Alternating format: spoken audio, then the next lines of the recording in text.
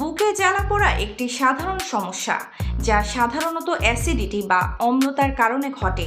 এটি নিয়ন্ত্রণে রাখতে বা উপশম করতে কিছু সহজ পদক্ষেপ নেওয়া যেতে পারে। পানি পান করুন। হালকা গরম পানি বা ঠান্ডা দুধ পান করলে তাৎক্ষণিকভাবে বুকে জ্বালা পোড়া কমাতে সহায়তা করতে পারে।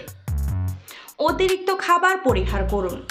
অতিরিক্ত ঝাল, তেল চর্বিযুক্ত খাবার এবং ক্যাফেইন থেকে বিরত থাকুন, এগুলি অ্যাসিডিটি বাড়ায়। তাজা ফল এবং সবজি খান।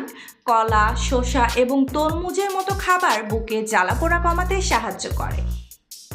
কম পরিমাণে বারবার খান। ভারী খাবার পরিহার করে অল্প পরিমাণে বারবার খাবার খাওয়া উচিত। বিশ্রাম নিন। খাবার খাওয়ার পরপরই শোয়া থেকে বিরত থাকুন।